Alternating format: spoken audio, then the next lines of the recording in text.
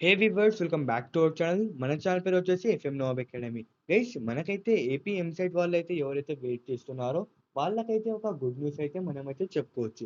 ఎందుకంటే మనకైతే AP EAMCET 2026 వాళ్ళకైతే ఫస్ట్ ఇంటర్మీడియేట్ సప్లిమెంటరీ రిజల్ట్స్ అయిపోయిన తర్వాత అయితే మనకైతే వస్తదని వచ్చి చెప్తున్నారు కదా! మనకైతే ఇంటర్మీడియేట్ రిజల్ట్స్ అయితే నిన్న వచ్చడం అయితే జరిగింది. ఇంకా బెటర్‌మెంట్స్ కూడా మనకైతే రిజల్ట్స్ అనేది నిన్న రావడం అయితే జరిగింది. గైస్ ఇప్పుడైతే ఇంకా సప్లిమెంటరీలో పాస్ అయిన వాళ్ళకైతే డిక్లరేషన్ ఫార్మ్ అనేది కనిపిస్తుంటది వాళ్ళకైతే.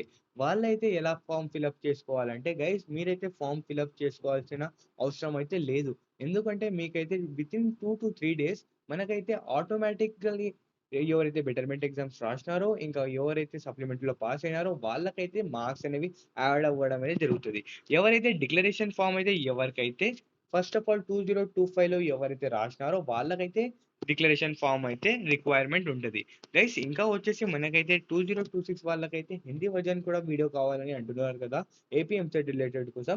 మన ఏపీ ఎంసెట్ రిలేటెడ్ అప్డేట్స్ కూడా హిందీ వర్జన్ కూడా మన టీమ్ ద్వారా అయితే మీకైతే చెప్పడం అనేది జరుగుతుంది చూడండి. గైస్ మనకైతే ఎక్స్‌పెక్టెడ్ డేట్స్ వచ్చేసి ఏపీ ఎంసెట్ 20 ర్యాంక్ కార్డ్ ఎప్పుడొస్తదంటే మనకైతే 25థ్ ఆర్ 27థ్ 2 డేస్‌లో మధ్యలో అయితే 25th-27th అయితే మనకైతే రావడమే జరుగుతది. ఎందుకంటే improvement plus betterment plus supplementary ఇవన్నీ మనకైతే అయిపోయినాయి గదా!